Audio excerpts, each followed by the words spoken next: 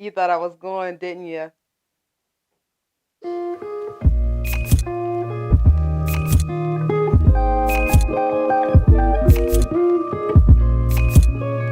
Hi, I'm Holiday, and this is Looking into Evil in Legos. We will be putting together Legos while we talk about somebody that I think is evil and talk about a little murder. And when I mean little murder this time, I mean a little murder. Like a little kid doing murder. Hmm. Before we begin, I know it's been 2 weeks. I've been at Niagara Falls. Pretty, isn't it? But now that we're back, I'm going to be putting together the new sunflower Lego while I talk about something evil. My eye. Something's. My eye. Okay. Okay. Great. Cool. We doing this. Great. Our story begins in the UK. We are going to be talking about Mary Bell. Who is Mary Bell? This little girl. Keep her away from your kids. Mary Bell was born May 26, 1957 in the UK. Her father is unknown. Her mother is a 16-year-old sex worker who is named Betty. And life in the beginning really started off really rough for Mary. Her mother, once she was born, told the doctor, "Get that thing away from me." Her mother, at multiple times, tried to sell her. And her mother, actually, it came out a little later that her mother was trying to get her into sex work as well, as young as 2 to 4 years old. Mary's mother mentally and physically abused her when she was younger. Betty tried to give Mary away one day, and Mary's aunt, who was Betty's sister, steps in and she takes Mary back, basically from the person her mother tried to sell her to, and she decides that she's going to raise Mary from here on out. And even from Mary's aunt taking over, her mother still abused her. Like, it seemed as if Mary was always getting into accidents. For example, one time it said that Mary accidentally fell out of a house window, or one time she made a mistake and fell down the steps, but it seemed like she always ended up getting hurt and she felt no pain from getting hurt so many times. Another incident where Mary is always getting hurt is Mary accidentally overdosed on painkillers. I wonder, how did she get the painkillers? And it just goes to hell from there, because from all these instances, as I said before, Mary doesn't feel any pain anymore. Like, she doesn't, she's been so hurt that her psyche and her brain is now working different from me and yours. She basically has antisocial personality disorder. A lot of serial killers actually have. It means that she can disassociate really fast. She has no feeling. She doesn't really understand emotions, and she'll do anything just to see what it is. They said that Mary at a young age was very withdrawn, edgy, close, always somewhere around violence or doing violence. They also say that she's very manipulative as well. From finding out that Mary is like this, it's not long where something happens. What happens is, one day Mary's playing with this 3-year-old boy. I don't want to give names because these are still children. Mary was playing with a 3-year-old boy, and somehow, someway, he fell from an air shelter and he was injured, and they took him back to his mother, and she said that, "Oh, he just fell down. I don't know how it happened." And they took it as it was an accident. It was just an accident that happened. Kids play rough. It's not that big of a deal. He's a little boy. Sometimes little boys are rough. They try to do dangerous things and stunts. But actually, what the mother of the 3-year-old boy didn't know is that other parents actually went to the police about Mary trying to choke out their kids. And when I say choke, I mean, like, she is trying to strangle these kids. And the kids are telling their parents, and their parents are like, "Yo, mom, this girl tried to choke me in the park today. What we gonna do about it?" What happens there is that the police just one day see Mary and talk to Mary about that she can't play rough with the kids and that she needs to be more gentle. These kids are younger than her. They don't, they're fragile, that she needs to be more careful. And Mary just says, okay, and walks off on her merry day. But this is when things start to get serious. Remember the boy that fell off of the air shelter with Mary? Yeah, he ends up dead. 3-year-old boy ends up dead with Mary. And the way she kills him is that she strangles him in an abandoned building, and then she runs to her friend Norma and says, "Oh, Norma, listen, I just killed this boy and I want to show you the body." Mary loves to boast about her kills, and I hate to say kills, but we're talking about a young girl who is killing people. So Mary loves to boast about her kills, and her friend Norma just wanted to always be down and see what was the hype about the things that Mary did. So she takes Norma back to where she basically strangled the young boy, and these older kids, they actually beat her to showing Norma where the body is.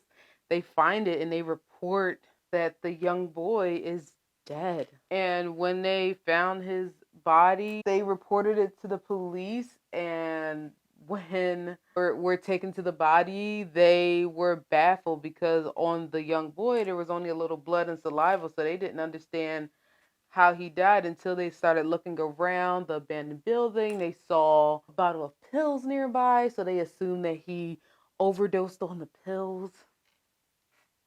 So, thinking that he just got into some pills that were lying around or at his house. So they ruled that as an accident. But we all know what really happened. It was Mary. That damn girl, Mary. Listen, remember when I said that Mary was manipulative and she was odd? She did some really odd shit. So Mary decides to go to the little boy that she killed. She decides to go to his house, skips on to his house, and then knocks on his door, asks his mom, "Hey, can such and such come out?" And his mother is like, "Oh no, dear, I'm sorry to inform you, but he passed away." And you know what Mary says? Do y'all know what Mary says? She says, "I know. I want to see his body. I want to see him in the coffin." And his parents are looking at her and they're just shocked. They like, "This little bitch, like, excuse me?" So the mother slams the door in her face, and I'm assuming she slams it in her face because she's just so upset. And Mary go on about her day and just laughs it off. And from this action that Mary does, the parents actually start to suspect that maybe Mary killed our son. So they end up going to the police and let the police know, and the police just say, "Oh, I don't think that's what happened. I think that it was an accident what happened to your son, and I'm very sorry to hear that." That's what they say to two parents that suspect that they know the killer of their child. So, as you can see, the police are doing their goddamn job. Because if you told me that a child you suspect has killed your son and there's only a little bit of blood and saliva at the scene when we found him, and she comes knocking on the door asking to see his body, I think that's a very sick trick to pull on a couple of mourning parents. It's no way there's nothing wrong with her. So from this point on, Mary feels as though she can get away with anything. And she actually gets her friend Norma to tag along with her and do a lot of reckless things. Like, for instance, they break into a school nursery and they vandalize it and put on the walls that they are the ones that killed the 3-year-old boy. They don't give names. They just say that we're the killers. We're the ones that did it, and the police actually come to the scene because the next day the nursery has to open and take in children, and the police are called once they see all the vandalism. The police come out and just think, "Oh, this is just some sick joke that somebody is playing," and they decide to keep the nursery at night on watch and to install alarms for if anybody tries to break in again and vandalize it. As you can figure out, Mary and Norma actually end up going back to the nursery to try and vandalize it again. And what happened is that an alarm goes off. But this time, Mary and Norma aren't actually inside of the nursery. What happens is that they are outside of the school just playing around, and police officers come by and give them a talking saying, hey, you shouldn't really be here, we're just watching it because there was somebody that broke in and basically tore up the school and left notes everywhere, so we just don't need to have you guys out here as well. So basically, again, Mary gets away with being caught of doing something. It's always the little things, or police just don't even think that Mary could be the one doing these acts of violence or crimes or anything. Actually, Mary pushes it up another notch. She goes to her school, and while she's in school, she goes around the school saying that she's the one that killed the little boy. She says it to everybody. She brags about it, saying, yeah, I did that. I did that. But her freaking school friends don't believe her because Mary is known for lying and trying to manipulate people. So people just don't believe her, and they they just suspect that Mary wants attention. But no, in this case, Mary damn sure did kill the little boy. So I think somebody should be listening. I don't think it's just a sick prank that she's telling this to or telling her friends about this. So I think somebody needs to listen and actually, I don't know, maybe look into it, maybe look at the child's body a little closer to see if he has any marks. And when I say marks, we'll talk about marks later, because they realize that they have made a grave mistake after they start looking into things. So after people don't believe that Mary is the one that killed the little boy, she decides that she's going to kill again to prove a point. And what Mary does is that, which is horrible, she takes Norma with her, but Mary kills another 3-year-old boy and then leaves his body under a pile of rocks. And Norma is with her when she does the second killing. What happens is that Mary strangles the 3-year-old boy. She mutilates his body, and then she buries him under some rocks. And Norma helps her do the burying, not the strangulation or the mutilation, but the burying she does help with. And what happens is the 3-year-old little boy's sister comes looking for him, and that she can't find him. Period. She can't find him, and Norma and Mary decide that they are going to help her find her brother. So Norma and Mary decide that they are going to help this 3-year-old boy that they both killed together. Well, more that Mary killed, and mutilated, but whatever.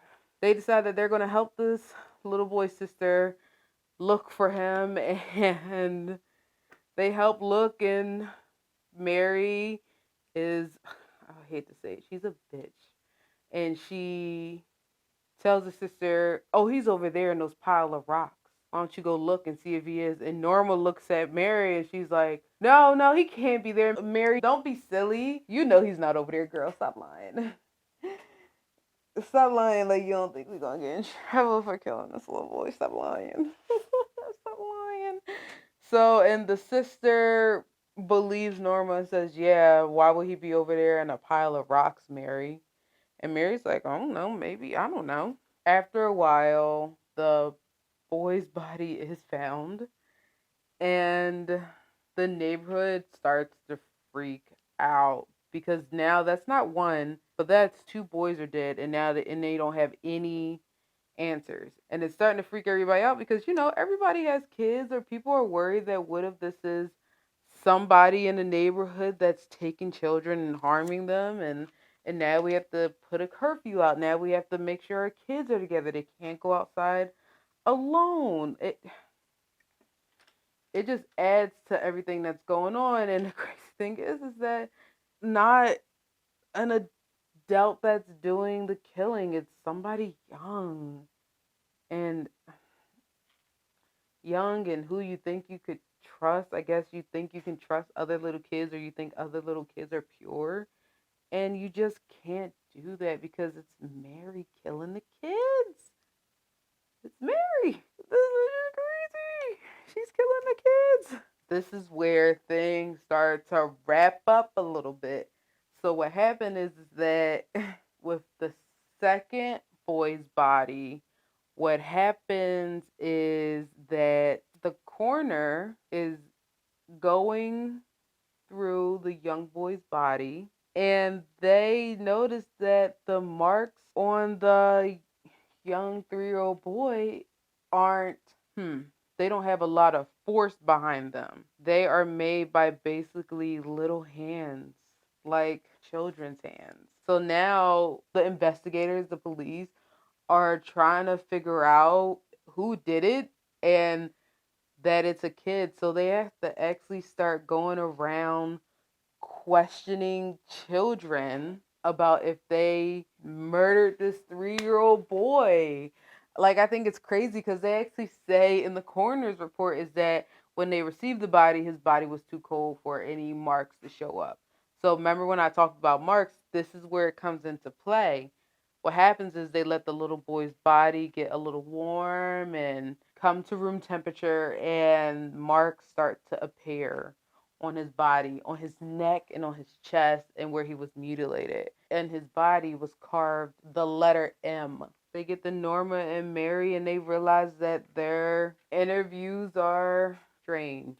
They feel as though they need to ask them more questions on what actually happened with them and the young 3-year-old boy, because people are saying that they are the last ones to actually be around him and with him. But when I say that their interviews were strange, they said that Norma was very excited to talk to the police. Like, she couldn't just wait to talk to him and explain that, yeah, I played with the little boy. What's the problem? But Norma was very vague in what happened with the young boy and how she interacted with him, and they realized that these might be the people that they're looking for. They also were able to pinpoint that Mary was with the young boy last. He was actually spotted with Mary. This is when things start to hit the fan for Mary and Norma. They decided they want to question Mary and Norma just one more time to see how their stories would sound again, basically. They let Mary and Norma know that, hey, you guys are the last ones to see the 3-year-old boy. Can you tell us a little bit more about what happened that day or that night? Yeah, you want to let us know. They do start to talk. And you know what? Norma folds. She ends up giving all the information about what happened with the 3-year-old boy once they say that they were the last ones to be with him. Norma ends up telling the whole story about what happened, what they did, and she even lets the officers know that Mary is the one that really was involved in mutilating the boy's body and strangling him. Norma honestly was just there to watch, which is even more weird. But she just was trying to be, I guess, she was just trying to have friends.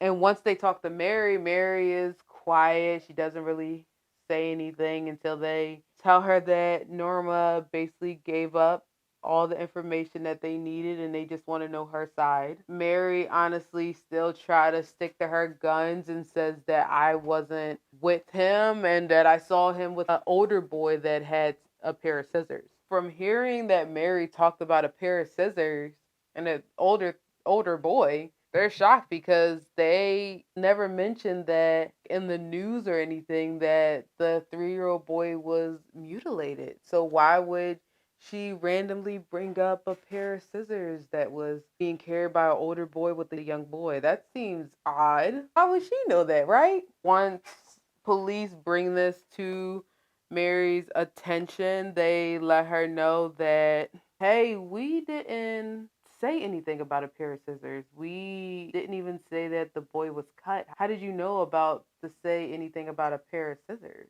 So once they bring this to Mary's attention, Mary starts to crack and she tries to blame everything on Norma and vice versa. Norma tries to blame everything on Mary.